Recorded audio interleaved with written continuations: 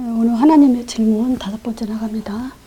오늘은 하나님이 이제 예레미야에게 물어보셨죠. 내가 무엇을 보느냐.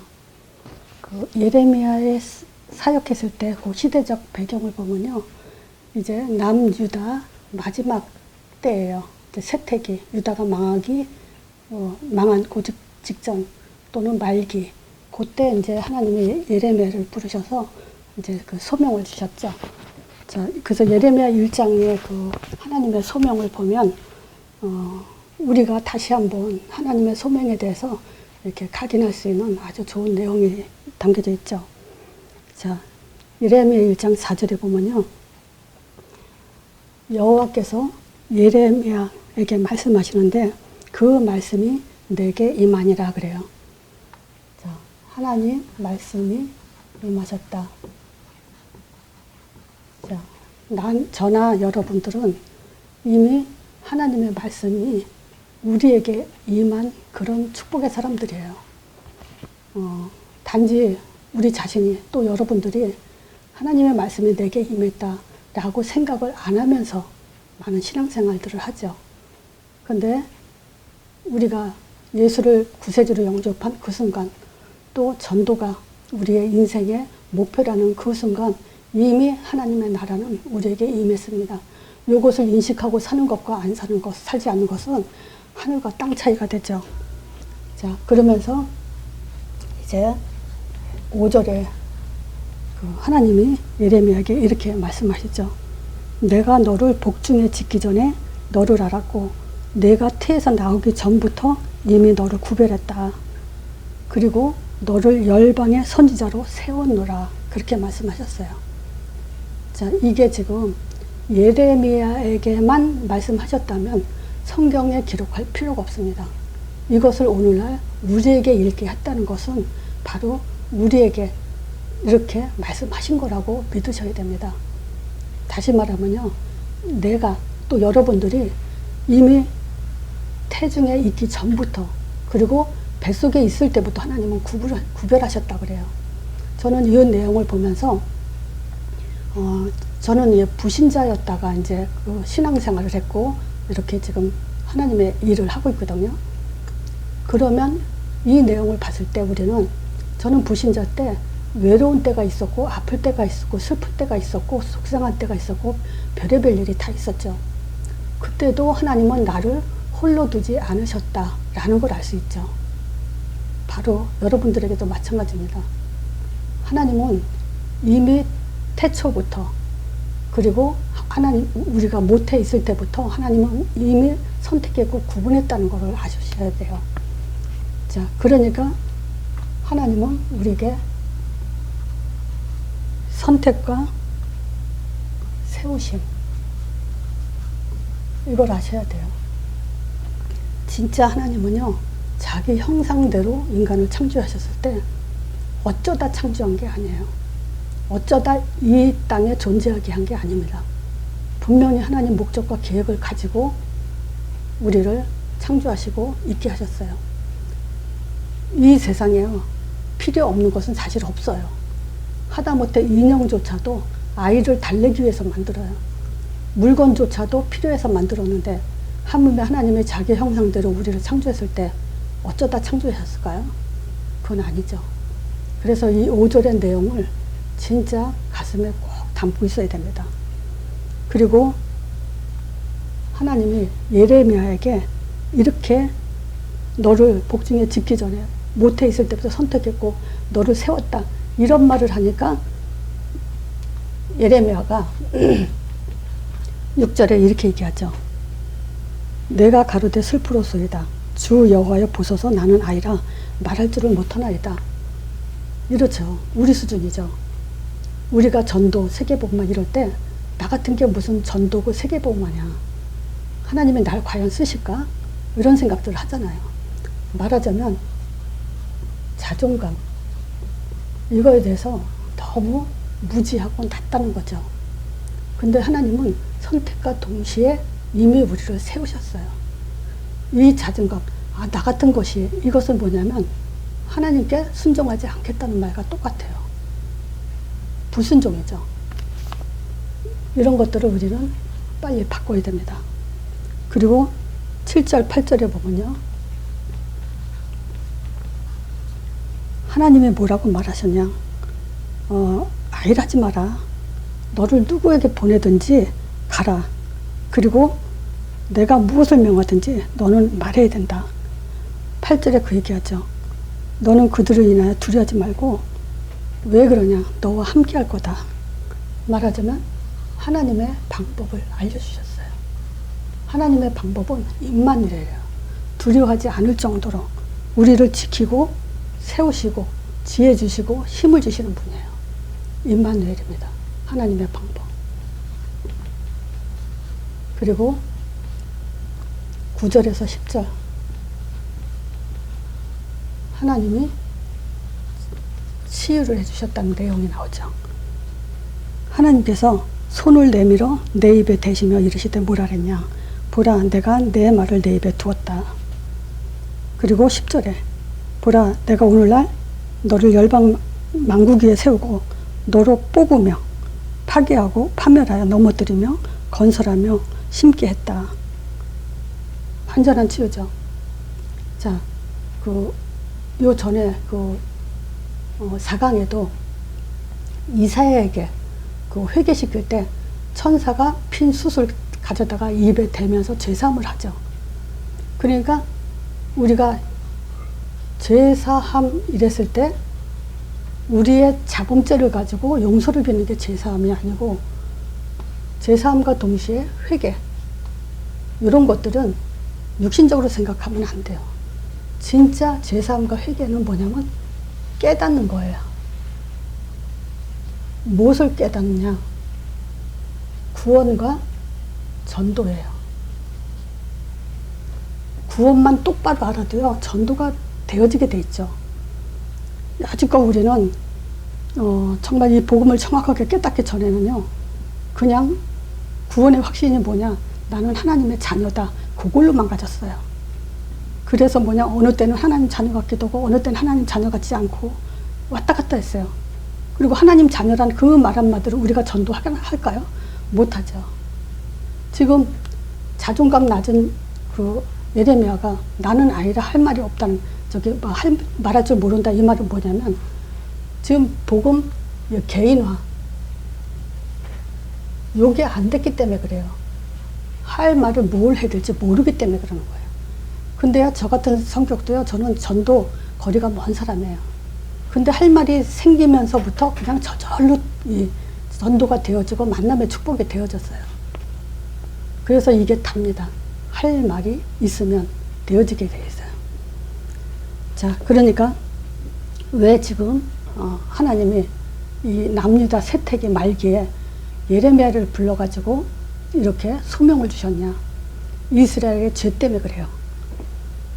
그 죄에 대해서 예레미야 2장 8절에 기록되어 있죠. 무지. 이스라엘 사람들이 전체가 얼마나 무지한지 너무 잘 나와 있어요. 이 제사장들이요.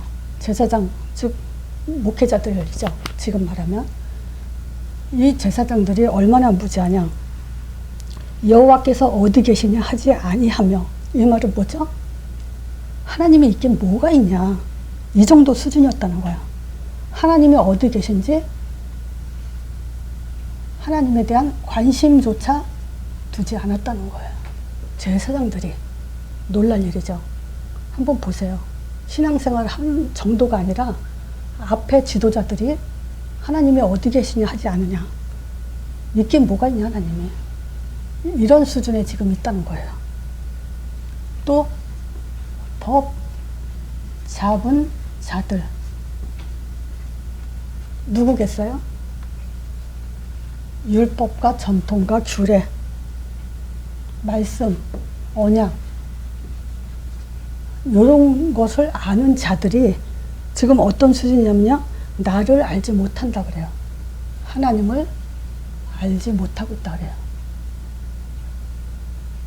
저는 이걸 보면서 참 정말 그럴까 이렇게 의심이 되면서 읽었어요.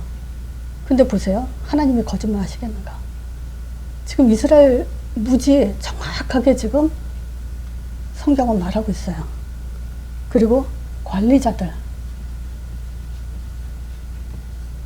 이 관리자들은 뭐냐? 이 관리자들조차도 나를 항거하며, 이 말은 뭐냐면 하나님에게 항거한다는 거야. 하나님을. 항거가 뭐죠? 순종하지 않고 맞서 버티고 있다, 이 얘기예요. 관리자들이. 또 선지자들이 있어요. 이 선지자들은 어느 정도 수준이냐? 바알의 이름으로 예언하고 무익한 것을 쫓는다 그래요. 이렇게 자세히 지금 설명이 나와 있어요. 그 예레미야 1장 16절에 우상 숭배한 데 끝까지 얘기하고 있어요. 무리가 나를 버리고 다른 신들에게 분향하며 자기 손으로 만든 것에 절하였은즉 내가 나의 심판을 베풀어 그들의 모든 죄악을 징계하리라. 어떻게 이스라엘 백성들이 자기 손으로 만든 그 우상으로 거기에 지금 절을 하고 있어요. 또 다른 신들에게 분향, 예배를 드리고 있어요. 예레미야 2장 13절에요. 두 가지, 내 백성들이 두 가지 악을 행하고 있다고 얘기해요. 첫 번째가 뭐냐면요. 생수의 근원이 되는 나를 버렸다. 하나님을 버렸다. 생수의 근원은 하나님밖에 없어요. 생수의 근원을 버리니 이 얘기는 뭐냐면요. 완전 생명줄을 끊어버렸다는 거예요. 두 번째 악은 뭐냐. 스스로 웅덩이를 판 것인데 그것은 물을 저축하지 못할 터진 웅덩이에요. 그 말은 뭐죠? 웅덩이에 땅을 파서 물을 붓는데 그게 터져버려가지고 물이 저장되지 못하고 있다는 것은 뭐냐. 그냥 하나님만 버린 것뿐만이 아니라 응답도 못 받고 있다 얘기해요. 당연하죠. 그러니 힘도 없고 아무리 다른 신에게 바알 이름으로 아무리 기도해도 힘이 없죠. 미래는 더욱더 보장받을 수가 없죠. 이 이스라엘의 죄에 대해서 지금 예레미야가 하나님의 이상을 통해서 말하고 있어요. 그러면서 이제 이 상황에서 하나님이 두 가지 표적을 예레미야에게 보여주죠. 첫 번째 살구나무를 보여줘요. 예레미야 네가 무엇을 보느냐 대답하는데 살구나무입니다. 그랬을 때 12절에 잘 보았다. 아니 하나님이 살구나무 보여줘서 예레미야가 살구나무 보는 건 당연하잖아요. 그 살구나무 봤습니다. 그러면 다음 말을 했을 것 같은데 하나님은 잘 보았다라고 얘기를 해요. 이 말은 뭐냐면요. 똑같아요. 복음을 얘기하는데 절대 못 알아들어요. 신기해요. 살구나무를 보여줬는데 딴 나무라고 얘기를 해요. 그것과 똑같아요. 하나님이 보여준 걸 봐야 돼요. 하나님이 말해준 걸 들어야 돼요. 근데 이상하게 있죠. 그리스도 고백하고 복음을 고백하면서도 자꾸 헛소리들을 해요. 그리고 인생 방향이 달라요. 저는 진짜 그것이 참 안타까운 게 어떻게 똑같이 복음을 얘기하는데 어떤 사람은 알아듣고 어떤 사람은 못 알아듣는지 그게 참 신기한 체험을 진짜 많이 했어요. 자, 이 살구나무는 왜 보여줬냐? 추운 겨울이 지나면 새순이 돋죠. 이곳은 살구나무는요, 사실은 그 회복의 메시지예요. 희망을 주는 메시지죠. 근데 이 살구나무를 보여주면서 하나님이 뭐라고 얘기하냐면요. 이는 내가 내 말을 지켜 이루려고 한다. 말하자면 하나님 말씀은 반드시 성취시킬 거다. 요거에 대한 메시지예요. 자, 두 번째 뭘 보여줬냐면요. 끓는 가마를 보여줬어요. 근데 이 끓는 가마가 북방에서부터 기울어졌대요. 그래서 제가 이 그림을 그린 거예요. 아수르 바벨, 여기 지금 이스라엘이거든요. 그럼 이스라엘 중심으로 여기는 북쪽이고 밑에는 남쪽이죠. 그럼 북방에서 그 끓는 그 가마가 기울어졌다는 것은 이제 남방으로 흘러간다는 얘기죠. 그러면 이건 모든 재앙이 지금 아수르 바벨론을 통해서 이스라엘에게 재앙이 임한다는 것을 보여주는 거죠. 심판한다는 거예요. 자, 지금 이 뭐 북방에서 이렇게 쏟아졌다는 것만 보여주는 게 아니에요. 자, 이게 우리가 그 에덴 동산에 네 강줄기 있죠. 똑같은 얘기예요. 요걸 이스라엘이라 보지 말고 에덴 동산으로 보면 아수르 바벨론, 여기 히데겔이거든요. 아수르 중심으로, 바벨론은 유브라데 중심이에요. 똑같은 얘기예요. 그럼 보세요. 지금 이 산이 70%고 돌이 2분의 1인 곳이면 굉장히 아주 소수민족이죠. 자, 이 소수민족이 여기서부터 복음을 받았어요. 하나님의 창세기 3장 15절 아브라함부터 계속 이 복음을 받아가지고 뭐 해야 되냐면요. 흘러가게. 에덴 동산에 네 강줄이죠. 사방으로 흘러가게 해서 복음이 온 땅에 퍼지게 그 축복을 줬는데 이 복음이 복음되지 못하게 퍼져나가지 못하니까 바벨론한테 얻어맞고 아수르한테 얻어맞고 블레셋한테 얻어맞고 로마에 애굽에 계속 얻어 터지는 거예요. 지금 이 재앙의 이유가 뭐냐면요. 지금 제사장들이 그랬잖아요. 뭐죠? 하나님이 있긴 뭐가 있냐. 하나님을 찾는 믿음 또는 본 믿음, 이것이 없다는 거예요. 재앙의 이유가.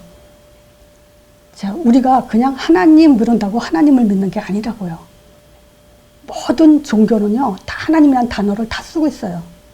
근데 그러면 자기네들은 다 하나님 믿는 줄 알아요. 그래서 제가 제자훈련 1단계 3강, 제가 전도 문 역할 많이 했을 때 처음에 하는 메시지가 바로 제자훈련 1단계 3강이었어요. 깜짝 놀래요, 사람들이. 하나님 그런다고 하나님이 아니다. 이 말에 많이 놀래요. 자, 그러면 어떻게 우리가 하나님을 알아야 되냐? 하나님을 본 믿음, 하나님이란 증거를 가져야 돼요. 그래서 제가 성경 구절 많이 얘기했어요. 하나님 존재 확인하기 위해서 어떻게 우리가 하나님을 증거할 수 있냐? 하나님의 아들을 보고 하나님을 믿는 거다. 또는 성경 구절 그 얘기했죠? 요한복음 14장 그 7절 8절 보면 6절부터 7, 8절 보면 빌립이 하나님을 보여달라 그러죠. 그랬을 때 나를 본 자는 아버지를 봤다 그래요. 그런 성경 구절. 요한복음 1장에도 1장 14절도 말씀이 육신이 돼서 왔는데 1장 18절에 보면 독생하신 하나님이 나타나셨느니라. 누가복음 2장에도 그랬죠. 말 구유의 누인 이야기는 하나님의 표적이니라. 이런 성경 구절을 가지고 계속 뭐냐, 하나님이란 증거를 갖고 하나님을 본 믿음으로 가게끔 자꾸 얘기해 주는 거예요. 그게 이 믿음의 첫 번째 단추로, 그래야 뭐냐면 우리가 신앙생활하면서 기도하면서 뭐 하면서 갈등이 없어져요. 사실은 신앙생활하면서 왜 뭔가 허전하냐, 하나님을 본 믿음, 여기서부터 첫 단추가 끼워지질 않기 때문에 그래요.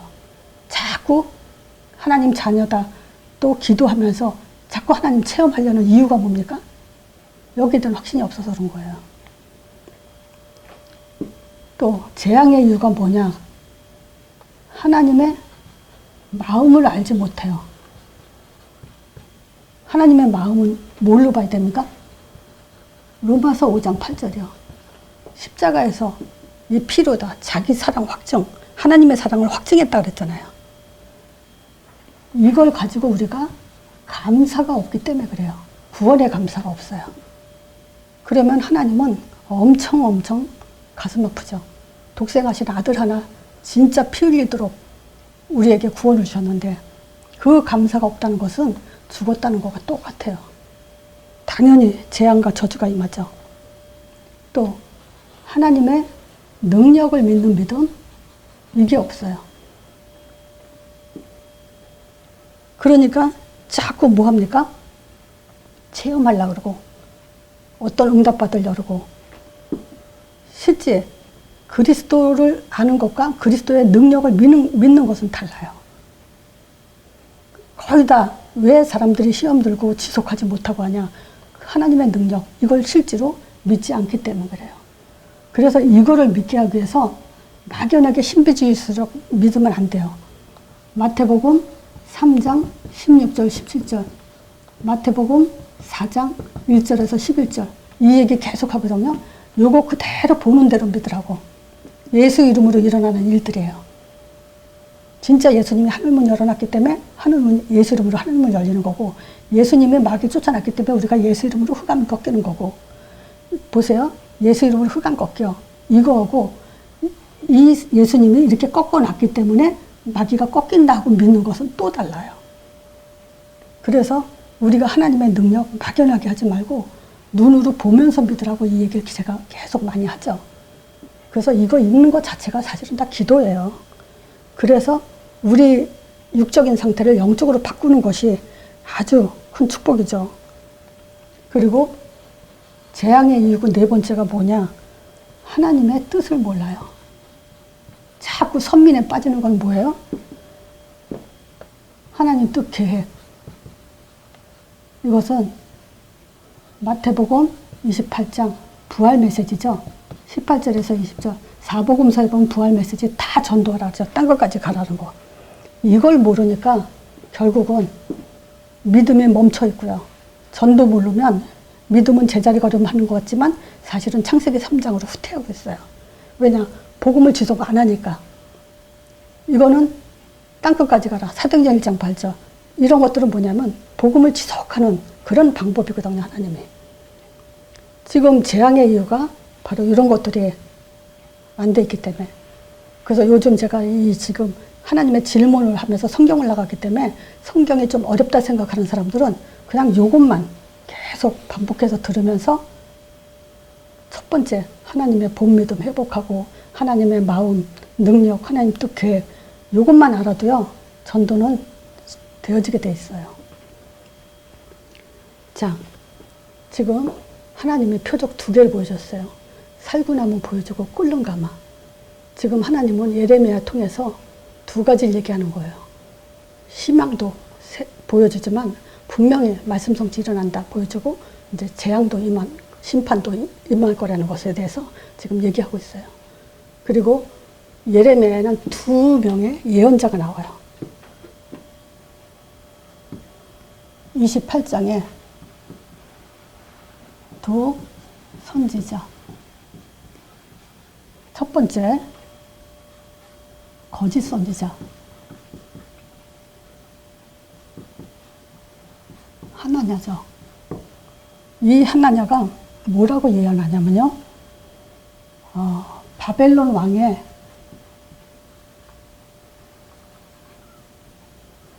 멍에를 하나님이 꺾어놨다. 바벨론은 아무 힘이 없다. 그렇기 때문에 2해가 차기 전에 돌아올 거다. 우리는 어차피 지금 이 당시에는 그 이스라엘 유다 백성들이 좀 쓸만한 사람들은 먼저 벌써 바벨론에 끌려갔거든요. 근데 하나님이 어떤 분이냐? 전능하신 분 아니냐? 근데 우리가 그 전능하신 하나님의 백성인데 70년 동안 오랫동안 우리가 거기서 그 포로 생활 하겠냐? 2에게 차기 전에 하나님은 돌려보낼 거다. 이런 선지자, 거짓말, 하나님이 하지 않은 말을 그 말을 하고 떠들었어요. 그때 백성들이 거짓 선지자의 말을 더 들었죠. 생각해보세요. 그 말이 맞잖아요. 하나님 전능하신데 하나님 자녀를 오랫동안 그 포로로 끌려가게 하겠냐. 얼마 안 돼서 바로 회복시키신다. 이 말을 더 듣기 좋은 달콤한 말이었죠. 그렇지만 참 선지자 예레미야는 2가지 얘기했죠. 이 거짓 선지자한테 뭐라 그랬냐. 예레미야 28장 15절에서 17절에 보면요. 너는 지금 하나님이 보내지도 않았는데 넌 지금 왜 하나님이 보냈다고 하냐. 그리고 왜 백성들을 지금 혼란스럽게 미혹시키고 있냐. 그러면서 네가 금년에 죽을 거다. 라고 예언했는데 그 해 7월에 죽었죠.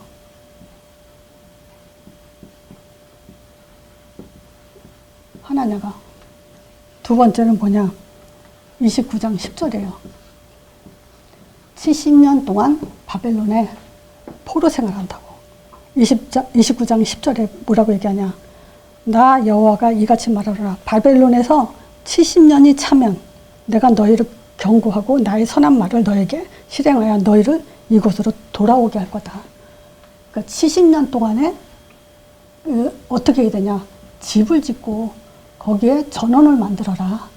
그리고 농사를 짓고 결혼도 하고 그리고 살다 와라. 네 자녀들 생산하고 번성케 하고 세잔치 않게 해라. 그리고 나서 돌아오게 할 거다. 이 얘기를 했어요. 자, 그리고 두 번째 29장에 예레미야 29장에 예레미야가 편지를 했어요. 누구한테 했냐? 이미 바벨론에 끌려간 그 이스라엘 백성들한테 바벨론 포로된 사람들한테 편지를 했는데 뭐라고 얘기했냐면 하나님이 이렇게 말씀하셨다. 너희를 향한 나의 생각은 내가 안다. 자, 하나님의 생각은 하나님이 아시죠? 당연히. 하나님이 그렇게 말씀하셨어요, 예레미야한테. 내 생각은 내가 안다. 그럼 무슨 말이냐? 내 생각은 반드시 이루어질 거다. 그 얘기예요. 그러면서 29장 11절에 하나님의 생각에 대해서 뭐라고 얘기했냐? 너희들이 지금 바벨론 동안 70년 동안 끌려가는 것은 재앙이 아니다.